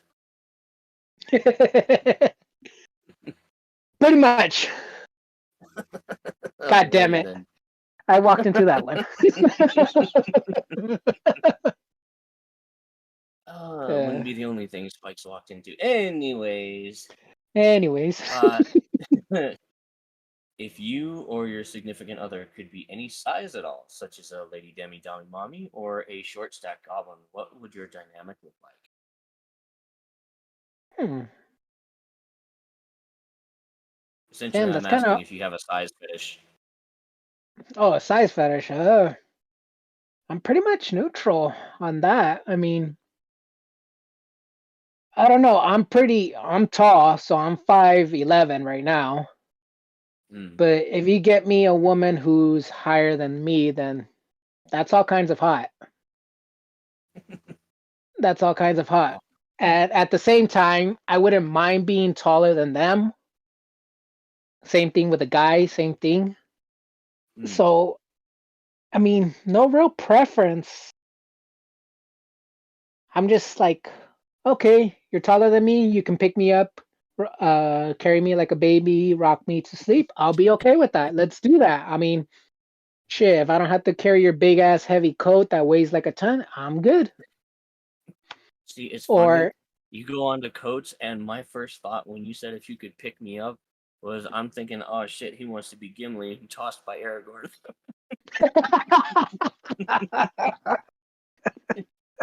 I gotta make the distance, you'll have to toss me. I thought Legolas Dear God. threw Gimli. No, it was Aragorn. Okay. I'm dumb. I'm sorry. Please continue. Yeah, he even said, Because remember, no, right at the "Don't end of tell it, he the says, elf. "Don't tell the elf." Don't tell the Yeah. elf." It's okay. I don't even know what you guys are referencing, but that's okay. Lord of the Rings. Oh, Lord of the Rings. Oh, Yes. I've only watched it once and never again. It's Ah, pretty good. So It's I'll be definitely honest worth with reading. that. It's not that I hated it. It was just like the lore was so out there that it threw me off. Like I couldn't keep focus long enough for Well, I me to mean, actually stay awake. yeah. No, that's Okay. fair if that's not really your thing. As You far just as I got knew, Tolkien based a lot of that off of old Celtic folklore, so and we barely got good references for those. Yeah, you just like don't get me wrong, I understand why the movies are good. I understand why people find them like the greatest thing ever, Mhm. especially with like how bad the Amazon Prime show is and everybody just wants to go back to the original shit. I'm so glad I'm not the only person that thinks that show's fucking terrible. But it's like I just couldn't get into it. I mean, at least with like say some other series like Aragon or something else, like it was dumbed down enough for me to people like me to enjoy it. Mm. It was dumbed down enough. And when it came down to like other shows or other series with Doors Elves and all that, it's like, okay, cool, I can deal with that. But Lord of the Rings, I'm like, happy Well, I special mean, effects are good. Yay! well, I mean, so going off of that train of thought, then, what did you think about Smaug in the series? Okay, this is gonna piss off a bunch of you right away. Maybe. I have a bunch of movie collections that I've never watched yet, and that includes one of them. Really? I have the Harry Potter series, and I've gotten up to 3 back when it first came out, but I never watched the series again. I have the Mm. Hobbit trilogy. I have all the Lord of the Rings. I have a bunch of series that I have, but I haven't watched yet. Your movie selection sounds like my games in Steam. And I would have to base that on my dad who loves collecting movies. He Mm. has like a literal wall of movies. I can grab them whenever I want, watch them whenever Nice. I want, but I never have. I've only watched Lord of the Rings due to high school because my teacher was a huge fucking nerd back then. Mm. Like he had a bunch of the Hobbit stuff and all that. We only watched it once and I never watched them again. They're sitting right there in the corner. I could go watch them, but I just haven't. Yeah. Well, I And- mean, I recommend watching it at least once. Like, it's good for one watch at the very least. Some people no, don't and get the like I Hobbit said, we movies. did watch them in high school. I did watch them. Like I can remember the Two Towers, the large battle, and all that. Um, was it the Return of the King where they finally get the ring into the volcano and Gollum falls in? I can remember Mm. all that. I just couldn't remember anything that was, I guess, story wise, what stood out to me. Like, oh my god, they made this part so good. Like I was impressed by the visual effects. I was impressed by the acting, so on and so forth. But the story just never like blew my mind. Like it was fire, guys. It was amazing. It was just like truly this amazing grand thing. So Right. Yeah, no, I like get you. again, it was there. All right. Well, I mean, that gives me a really good segue onto my next question. Speaking of videos, have you ever released a foot fetish video, and where can your fans find No. it? Okay, we got no. I like just straight no. No. Just nope, nope. Just no. No. I mean, if I could release a video with editing, I wish I could learn that properly, but no, I got nothing. Mm. Yeah, no, I won't. I don't mind having a passive income either. Uh, well, on the topic of no, do you read or write what I call snuffles, i.e., snuff for cheap ponies? Snuff for cheap ponies? cute ponies. Like, sorry, Snuff can you film, clarify? like blood and gore and sex. Oh, I don't mind reading that stuff. It's not, as long as it's not like a super main focus of it. Mm. Like, I know this one artist who loves to do it, but won't name names, but like, Yeah, I think I know that's who you're all. talking about too. Yeah. So I don't mind reading it. I just don't like if it's the hardcore main focus. Mm. At least when it comes down to like, characters I do like or cherish and all that. I could watch movies, tons of movies on gore and all that. That's fine, no problem. But Yeah. as long as it's not the main focus of it, like they make an effort to like torture every little character you see, so to speak. Yeah. No, that's fair. That's fair. Um. So speaking of main characters, which pony is your favorite MILF? Didn't we answer this not too long ago? MILF specifically? Oh, MILF. There's a Yeah, MILF character MILF for you? MILF. Huh. Dang. Uh, I don't know. Creamy Hearts is not canonical on MLP, is she? No, she is not canon. Ugh, man. I mean, I didn't I'm trying to specify it think. had to be canon, so that works. Yeah. I don't know. That's pretty tough because, again, like, I haven't really paid attention to there being many MILF characters Well, I at mean, you have. all. Oh, dude, there are actually plenty. Let's I see. know You that there's have plenty. Twilight's Like, mom. I know that there's plenty. So, but like, none that really like stood out to me where I'm like, oh my god, what a MILF, and all Miss that. Miss Not even. Harshwinnie is MILF adjacent, if that helps. I mean, so would Celestia, wouldn't she? I mean, she's like treats everybody as their kids, wouldn't she? You'd be surprised. Yeah, I mean, there's a lot of MILF stuff about Celestia. Yeah, so I mean, that's would be the closest I would say would be Celestia, since she's got that kind of like mom vibe around everybody and their grandma, including their grandma. Mm. So, but I Not going mean, there. that's yeah, no, we don't need to segue into that, but like, yeah, no, I mean, that's as close as we can get. I mean, that's why I put her as Mama Celestia for Spike, because I feel like if Twilight's mom was busy taking care of her just adjacent to Shining Armor, I mean, you think it'd be tough to raise Spike without knowledge of dragons, then it would probably be Celestia raising her. So I mean, yeah, why not milk material right there? That's true. Damn. Well, I can't use this next segment because we already know who your favorite princess is. But I It's okay, it's will go Flurry with Heart. another category. Oh God. We don't talk about the baby. No, no, no, no. Kick the baby. Don't kick the baby. Kick the baby. Don't kick the goddamn baby. Guess what I'm gonna do to the fucking baby? Eat. Drop All kick the baby. right. Well, like I was Oh wait, saying, wait, moving on to a sorry. different category. Sorry, you said princess. Since she transitioned, is Ember still considered a princess, or is she technically Dragon Lord? Derpy Boru has her listed as Princess Ember, but isn't her full title now like Dragon Lord Ember?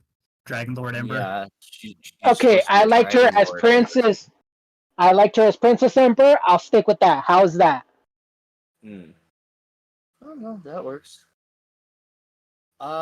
Okay. So, what about your favorite object pony? So, like soda pone, pizza pone, snack pone, thing pone, or so on. Object Pone. Huh. Yeah. So, probably the most popular one I'm gonna say is the plones, i.e., airplanes that have become ponified. But also a really popular one is pizza pone and soda pony. So, uh, Then there's also John Carpenter's The Thing, so Thing Pone, and I think there's a Oh, okay. I Dragon see what Pone you as mean. well. I see what you mean. Yeah, yeah, yeah. I see. Shit, Okay. I made a fire alarm out into a pony at one point. Okay. Good to know. Um. I don't remember the name of the series, but they took the concept of three vehicles and turned them into pones.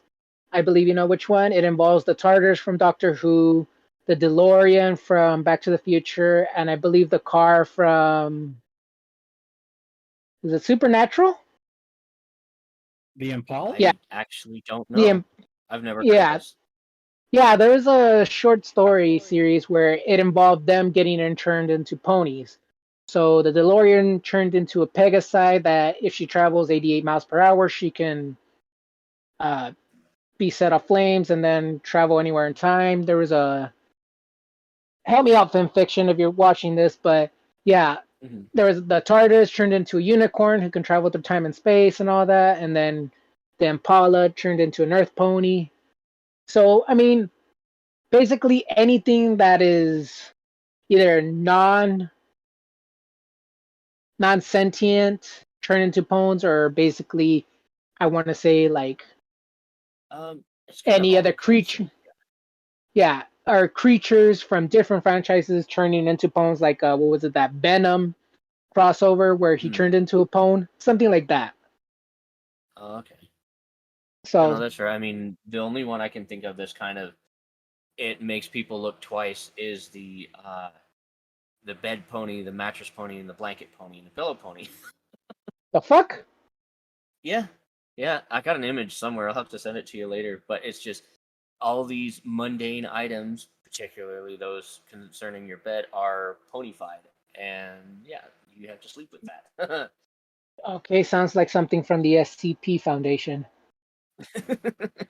Some of them are.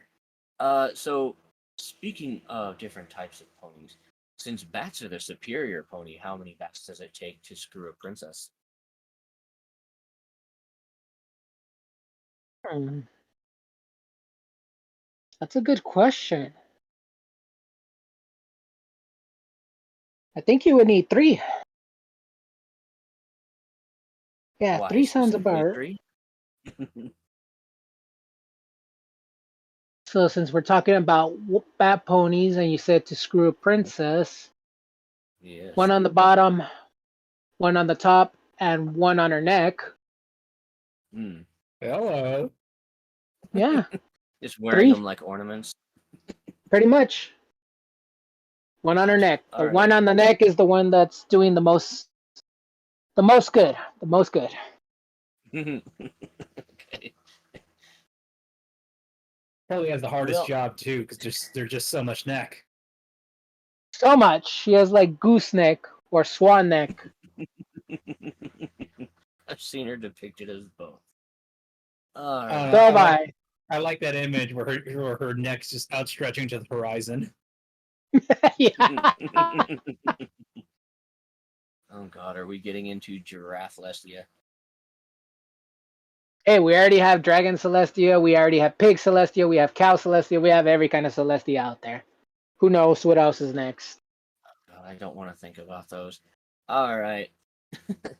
Speaking of things I don't want to think about, why is Spike the worst and everyone that likes him wrong? Fuck. Why is Spike the worst? I don't know. Why is Spike the worst? Why did they fuck up a character they had 30 years to make good? They had so much like potential to change him to the better part.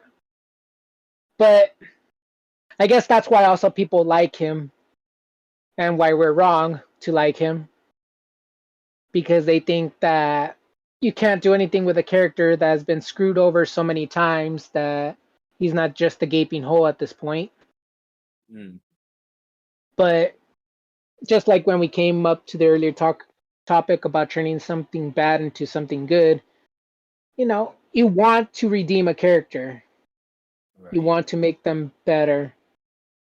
And See, it's up to us to either make him worse than what he is, or use our imaginations to.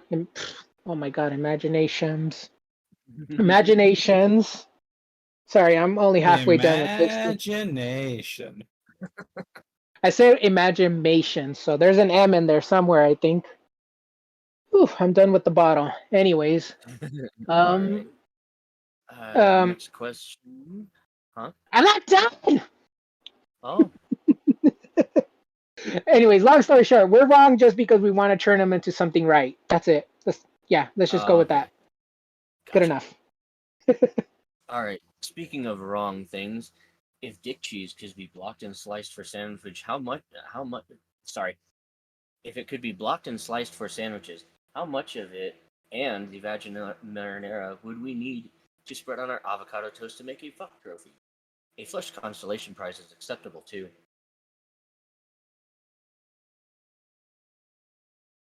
You repeat that in Spanish, please, because I only got a part of that. I'm not repeating this in Enigma. Spanish. I'm sorry. I only heard dick cheese and marinara sauce. That's right. Yeah, I only heard dick cheese and marinara sauce. One more time, please. Alright. One more time, he says. Okay. If dick cheese could be blocked and sliced for sandwiches, how Mhm. much of it and the vaginal marinara would we need to spread on our avocado toast to make a fuck trophy? Are $5 footlongs still available? No, they're bumped up to $7. They also Oh. shaved off. They also shaved off an inch. So whatever that inch they shaved off, that's would have been the close proximity of it. Yeah, Okay. that's how much they would need. Fair enough. Fair enough. All right. I'll just do Speaking of my last footlong, question here so we can get to these other ones. Have you ever put your OC in a position you yourself would never be in of your own volition?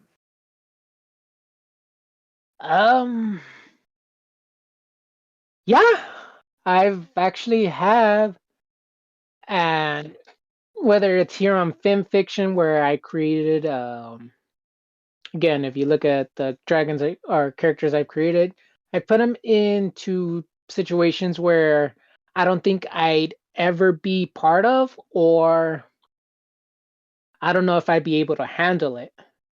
You know, characters who either have to deal with traumatic events or characters who have to deal with situations where it could mean life or death or the possibly somebody affecting somebody else's life. And I think that builds great dynamic when you are able to make it viable where people actually like it, where people actually say, "Oh my God, how you made your character like create this tough decision?" And it's like it's something that I couldn't imagine to do in real life, but it's a possibility, you know? How do you make a choice between saving someone you care for or somebody else? How do you make a decision where, like who do you choose to fall in love with or how many people can you fall in love with, you know? Um a great example, yeah, I mean, where in Blackest Night, the character I created there, he made a bunch of mistakes. He made a great big mistake and now he's screwed and he doesn't know how to get out of it. He doesn't know what to do in a world brand new, you know? So, Yeah. I mean, No, that's totally it's fair. yeah, it's how well you're able to adapt the situation to where it feels like it would be a viable real life situation. And it all comes down to, fire and water. Like, how are you going to deal with it? How are you going to manage it? What can you do to make it your own? So that's pretty much it, how I can delve into that. Yeah. Yay. No, I get it. We're about 15 minutes from the end. So I know we're going to go through some questions very quickly. Are you okay with that? No problem. Go for it. Because I believe the questions next, Priest, correct me if I'm wrong, are mine. Absolutely correct. Yay. All Let's see what right. you got for me. Okay, ready for quick questions? Go for it. What would you whisper into a vagina?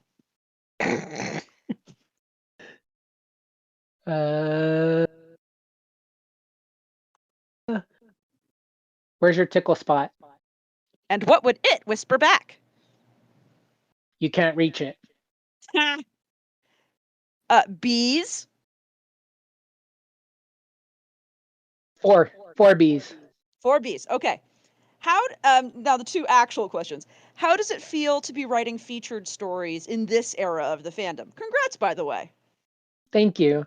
And for me, it's a weird accomplishment that I don't find praise in other sites. And I think that's why I appreciate fan fiction and its fans for what it really has done for me. It's boosted my morale, it's boosted the morale of others to keep trying, to keep going further to the point where, I mean, who knows? I mean, maybe they're writing their books now. These people are writing other stories. I mean, because of fan fiction, I want to push for my real life job to be a screenwriter for TV shows, for pilots, for movies, and all that. And all the praise that I've gotten through fan fiction has helped out. So I truly appreciate fan fiction and the fandom for giving me the amount of love and support for the last decade that I can't express well enough to everybody.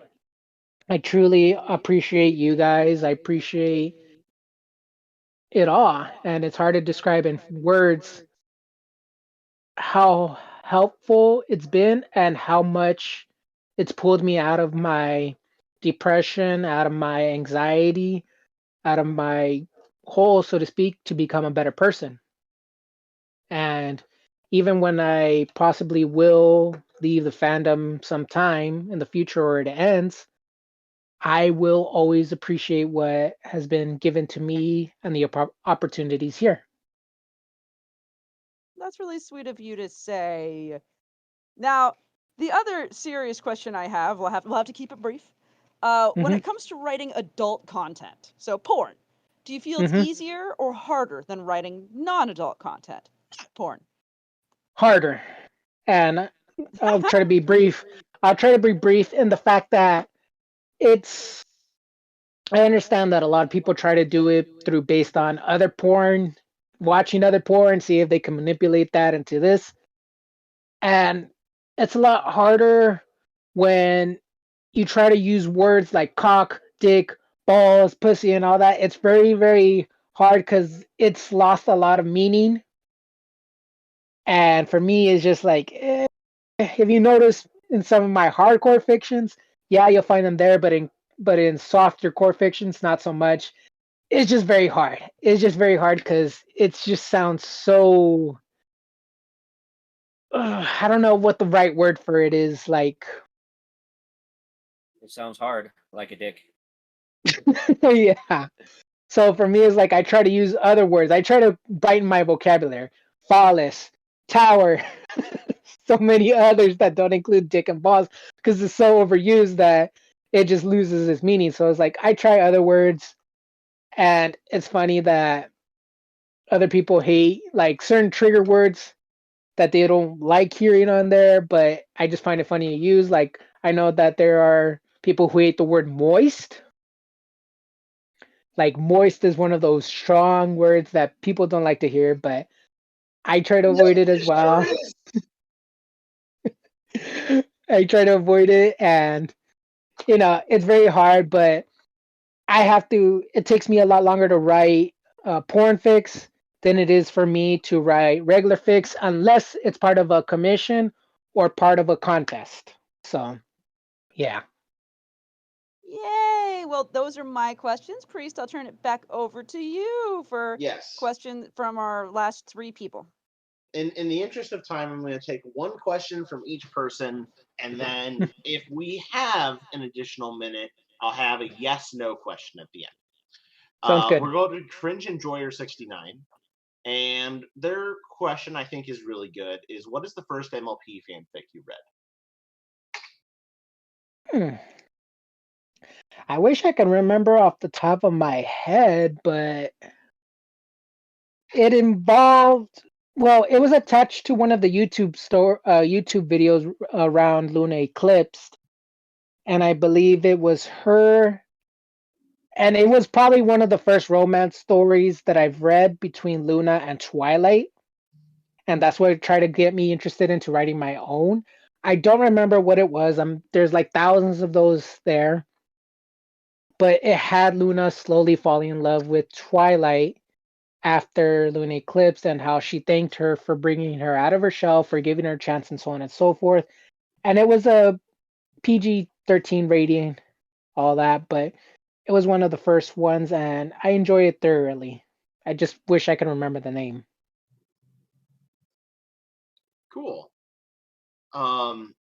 Well, maybe someone sleuthy in the chat can figure something out, or post it in the comments if you know what it is. Burgess is up next, and I really like if you could sit down to dinner with any character from the My Little Pony verse, who would it be?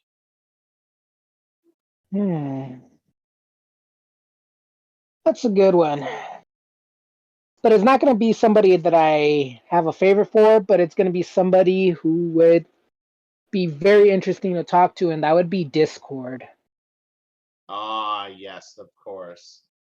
And more or less, I would just ask, how do you function knowing that you're just a cartoon character for a little children's fic? And how do you understand that maybe one day your show will end and you will no longer be prevalent? Whoa, okay, get deep. Like, how does somebody? I know he's already insane, kind of like Joker and all that, but how do you deal with the fact that in just one instant, all it takes is for the fandom to say, "Fuck you" for season 9 and 8, cancel the show. That's it. You're done. All right, and then last from Alex, what is the size of your penis?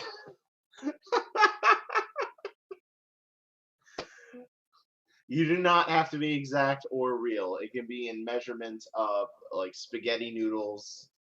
You can give estimates of how big it would be compared to a whale. Like you The can original get weird about $5 it. foot long. Yeah. I need a drink for this. Dragon, just for you. Dragon. Fire. All right. 500 ants. Let's go with that. 500 ants. Yay! All right. Before we begin to go into the wrap-up section, I think we have enough time for my yes/no question. And you're going to feel like this is a softball. Probably. Probably. But this is a very hotly debated topic. Simply yes or no. Is porn or clop solely and simply for stimulation, for sexual gratification, or can it mean more and have a message?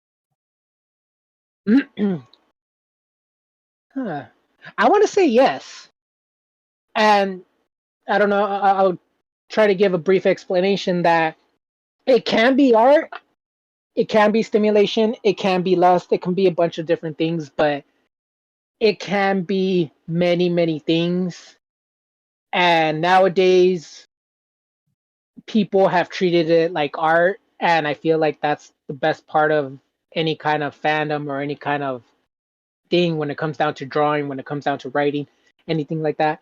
It can be many things, unlike back hundreds, thousands years ago where it was just whatever. But yes, it can be something. It can be many things. It's It can complex, right? You can't just say it's Yeah. just one thing or the other.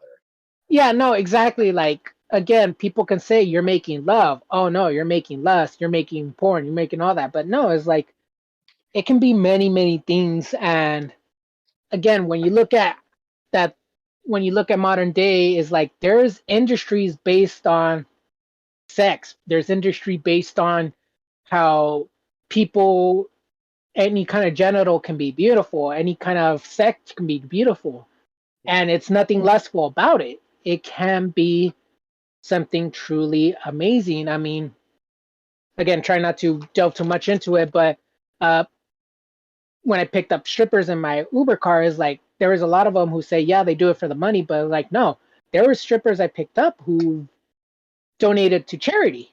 They use their bodies, they use that form of art to do something good. Mhm. There's people out there who make videos and, for I know it sounds stupid, but I know for sure that there are videos for sex that are for educational purposes. You know? Like there are things out there that we judge right away just because it's one thing or another, but it shouldn't be like that. We have our own opinions and we have our own things to make it for what it's worth, whether it's art, porn, so on and so forth. Mhm. But everything is not just one thing per person. It's for millions of different people. So it's up to, 1,000%. yeah. So it's up to us to make our own judgment and it's up to us to make it for what it is. And the end result is on the beholder's eye. Yeah, well said. I Nice. worded my yes no question absolutely terribly. I just want to throw that out there. Good But job. you did awesome. And knocked that out of the park. Great job. With that said, we have only 2 minutes left. So, as a way of saying goodbye, let's say someone catches this in the future and they're like, "Darn it, I can't believe I missed that," and they want to ask you a question. How can they reach out to you? What's the best way to get in touch with you? Well, I'm on here on Discord too. I do have that available for people to reach out. I can give out my Telegram too. I talk to people on Telegram too, especially those who just want to sit down and chat, who have nobody to chat to.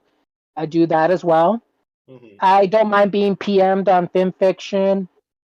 I do have PlayStation Network if you just want to play, hang out there too. Same name as well, Derek Sky Shadow or Little Draco. Same exact way that it's spelled here. And yeah, I mean, I used to be an Uber driver. I tell people if you shout out my name on my car, I will give you a free ride. Nice. If if you see me out in public or you recognize my voice because I do have my pictures in multiple sites, I will give you a free ride or I will hang out with you. So Aw, that's so sweet. Well, with that said, that's all the time that we got for today. No major. Oh, sorry, Burgess actually donated 100 bits Yeah. today. Thank you so much, hey, Burgess. good That's job. huge. Thank you for Appreciate Um, it. and that's all the time we have for today. Milk, what do we got going on next week? You ask me this every week. Is it more porn? Is it more porn? More porn! More porn! Porn. Woo! Dude, Porn. All right, time I to want start you. writing my next porn fic. Let's go. Let's go. Porn! After Woo! over a year of asking you that question, you saying I don't know, I want you to realize that saying something vastly untrue is also an acceptable answer. Facts. I'm just gonna start. Perfect.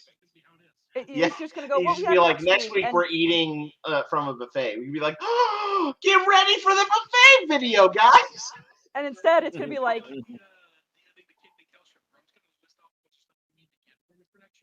yeah.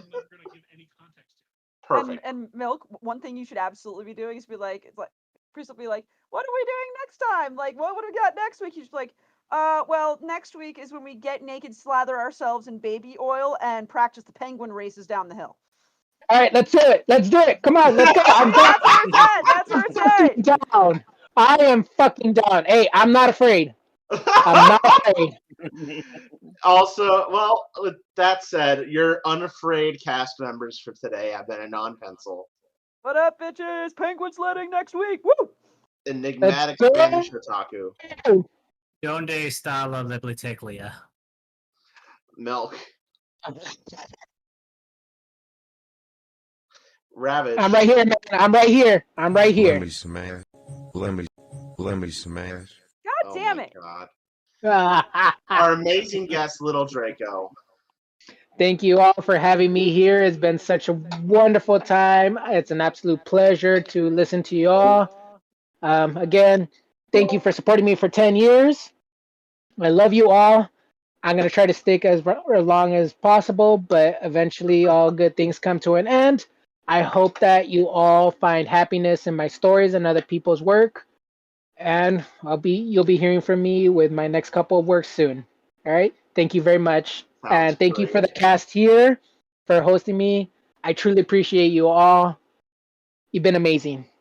You're Truly amazing. have been amazing. Yeah. Thank you. Reverse Mine- Uno card. And also thank You're you, Fixie amazing. Closet Brony, for the donation. Yes, thank you for the Yes. last minute donation. Please Closet. donate to these wonderful people. They're amazing. Amazing to Aw. hang out with. Thank you, thank you, thank you. I appreciate you all. My Alright. name's Butter Priest. And until next time, hasta luego! Hasta Arrivederci! luego. Auf Hasta la Wiedersehen! vista. Hasta la vista, baby.